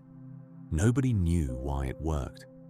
Then, within a couple of years, several physicists, among them Yoichiro Nambu and Leonard Susskind, realized what Veneziano's formula was secretly describing. It was the mathematics of a tiny vibrating string. The self-consistency conditions of the Bootstrap had, without anyone intending it, written down the first equation of string theory. CHU's student John Schwartz would go on to become one of the founders of the modern version, the leading candidate we still have for a single theory uniting all the forces. The idea that matter holds itself up with no foundation had been declared dead and then walked back into the room wearing a new name. And then it did something even more remarkable. It started solving problems that quarks and the standard tools could not touch on its own terms, using nothing but self-consistency. In 2008, 4 physicists, Riccardo Rattazzi, Slava Ryzhkov, Eric Toni, and Alessandro Vici, revived the old Bootstrap logic in a sharpened, modern form. The idea was the same as CHU's: stop asking what a system is made of, and instead demand only that its description be perfectly consistent with itself, then see how much that single demand forces into place. What they found was that it forces a great deal. A few years later, a team using this approach did something that ought to make you sit up. They took a famous model that describes how real matter behaves at a critical point, the exact knife edge where a magnet loses its magnetism, or where water and steam become indistinguishable, and they calculated its precise properties to record-breaking accuracy. Not by simulating the atoms, not by knowing what it was made of, purely by demanding that the mathematics be consistent with itself and following where that demand led. The behavior of real water at a real temperature you could measure in a real laboratory, pinned down by self-consistency alone. The Bootstrap, the idea that a structure can be fixed by nothing but the requirement that it agree with itself, was not a curiosity from a lost decade after all. It was a working method, and it was producing some of the most precise predictions in all of physics, which makes CHU's old heresy land differently. He may have been wrong that there are no building blocks, wrong about the particular question of quarks, but the deeper bet that self-consistency is not just a check we run on our theories, but a genuine source of structure, a thing that can call physics into being out of the sole requirement that it hang together. That bet keeps paying out in field after field, decade after decade. The universe really does seem willing to be pinned down by consistency alone, and CHU himself never stopped following the idea past where the physics could go. Late in his life, he laid out the Bootstrap not just as a theory of particles, but as a whole philosophy of what a universe is. The Bootstrap, in its fullest form, abandons more than fundamental building blocks. It abandons the idea of anything fundamental at all. no fundamental constituents of matter, no fundamental laws or equations standing over the world and telling it what to do, not even a fundamental fabric of space and time underneath everything else. In this picture, the universe is a vast web of relationships, and nothing in it is bedrock. Every property of every part follows from its consistency with all the other parts, and the structure as a whole rests on nothing but the demand that it agree with itself. A universe that, in the most literal sense the words can carry, holds itself up by its own bootstraps. This is the answer the thumbnail was pointing at the whole time, even if you did not know it when you clicked. What if the past created itself? That question sounds like it is about a time machine and a clever loop, but shrink it down or blow it up. And it is the same question Chu was asking about a RO meson, the same question that hides under string theory, the same question that has quietly run beneath physics for 60 years. What if nothing created itself? Because there was never a separate thing doing the creating. What if there is no first cause, and no foundation, and no bottom brick? And the only reason anything exists is that it all hangs together, consistent with itself, owing its being to no one. The paradox you came here for, the melody with no author, turns out to be the small, human-sized mirror of the largest question we have ever asked, which is whether the universe is a thing that had to be made, or a thing that simply, consistently is. Now take that question and point it at the one thing big enough to hold it. Not a melody, not a particle, the universe itself. In 1997, two physicists at Princeton, J. Richard Gott and Li-Xin Li, sat down with the oldest question there is and wrote a paper with a title that sounds like a child asking it. Can the universe create itself? They were taking seriously the thing that has always made the beginning of the universe so maddening. We trace everything back to the Big Bang. Fine. But what came before the Big Bang? Inflation, the rapid stretching that likely preceded it, seems to help until you remember that the inflating state needed a beginning too. Other physicists had shown it could not have been going forever. So you are forced back to the worst question of all. How do you make something out of nothing? How does a universe get started when there is nothing there to start it? Gott and Li suggested that this is the wrong question, that it has no answer because it was never the right thing to ask. And the tool they reached for to dissolve it was the one we have been following all night. Because space-time can bend and connect in strange ways, general relativity allows closed, time-like curves. So trace the history of the universe backward, they said, down through the inflation, down toward the beginning, and instead of arriving at a first instant, a starting line, a moment before which there was nothing, you might instead enter a region of closed, time-like curves, a place where time loops. And in that place, there is no first cause, because every moment has moments before it, around the loop, with no earliest one anywhere. Gott had a way of describing this that I have never been able to forget. We picture the beginning of the universe like the South Pole of the Earth, he said. And we ask what came before it the way a child asks what is south of the South Pole. And we are told, gently, that the question has no meaning.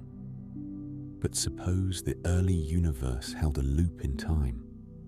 Then asking for the earliest moment would be less like asking what is south of the South Pole and more like asking what is the easternmost point on the Earth.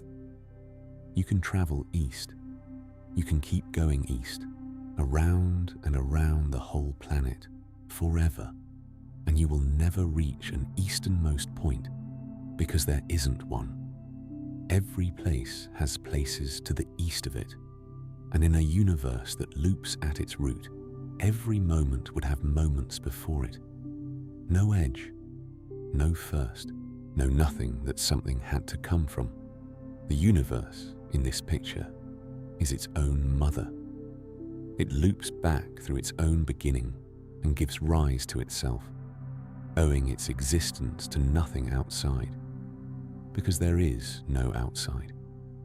It is the Bootstrap paradox written at the largest possible scale, the melody with no composer, grown until it is everything there is, a cosmos that was never made, that simply closes on itself and holds. There is a detail buried in Gott and Li's model that quietly closes a circle we opened much earlier. The region of looping time in their picture is not endless. It sits only at the very beginning, walled off toward the future by a boundary that physicists call a Cauchy horizon, beyond which ordinary one-way time takes over and never loops again. The loop, in a sense, is already over. It did its work at the root of everything and then sealed itself behind us, leaving the rest of cosmic history to run forward along a single straight road. Which means the universe might be built exactly like Ronald Mallet's machine made of light, a thing that can only ever reach back as far as its own beginning, and not one instant before. Because before is a word that simply runs out of meaning there. The boy in the Bronx wanted a door to 1955.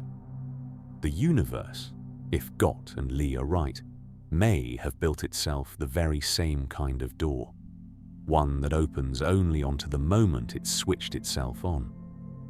The physicist John Wheeler spent the last part of his life circling the same intuition from a different direction. He suspected that the laws of physics themselves might not rest on any deeper law, that they could emerge from no prior rule at all, a structure with nothing underneath it but its own consistency. He called it law without law, a universe whose deepest layer is not a foundation, because there is no foundation, only a pattern that hangs together and so exists. There is a quiet symmetry in Gödel's life that is worth holding on to here, at the end of all this. In 1931, he proved that no system of logic can be its own complete foundation, that every framework rich enough to matter contains truths it can never ground from the inside. And then, 2 decades later, he found a universe that could be its own foundation in time, a cosmos where the chain of causes bends around and grounds itself in a loop with no outside. The same mind showed us both that a system cannot fully hold itself up by its own logic, and that space-time, perhaps, can hold itself up by its own geometry. He spent his life mapping the exact places where things fail to rest on anything beneath them. The Bootstrap is one of those places, drawn in the language of time. I have to be honest with you, here at the end, the way we have tried to be honest the whole way through. We do not know that any of this is true. Gott and Li's self-creating universe is one idea among several, and it is contested. Hawking's chronology protection, if it holds, would forbid exactly the loop their model needs. The closed, time-like curve may turn out to be something the universe never allows, a ghost in the mathematics and nothing more. The honest answer is that we do not know whether the past can loop, whether anything has ever existed without an origin, whether the universe needed a maker or made itself. We have only the equations which permit it, and the silence, which neither confirms nor denies. But think about what has happened to those 3 words across this single night. When we met it, the closed time-like curve was a fantasy of travel, a road to the past, a thing you might build out of a spinning cylinder or a wormhole propped open with impossible matter so that you could carry a symphony backward and hand it to a young composer. It was an engineering dream with a destination at the far end. It is not a road anymore. By now, it has become the shape that might sit at the very root of everything that exists, the loop the universe rides to bring itself into being, the reason there may be no first cause, no edge, no moment before which there was nothing. The same three words, a completely different meaning. The curve was never really about getting to the past. It was about whether anything, anywhere, ever truly began. So let me leave you where we started, with the music. A melody exists. Every note is in its place. And there may be no one, anywhere in the whole reach of time, who ever sat down and wrote it. We spent the night looking for the composer and never found one. And somewhere along the way, the search stopped feeling like a failure and started feeling like an answer. Maybe the deepest things are like that. Not made, not caused, not waiting at the end of a chain of reasons that finally touches bottom. Just there, holding their own shape, consistent with themselves, asking for no permission and offering no origin. A universe exists. Perhaps nothing made it. It is very late now. Somewhere far out, past anything you will ever reach, a loop of time may be turning, slowly, the way it has always turned, with no first moment and no last. You are somewhere on it. So is everyone you have ever known. So is the music. The circle does not begin. The circle does not end. It only turns,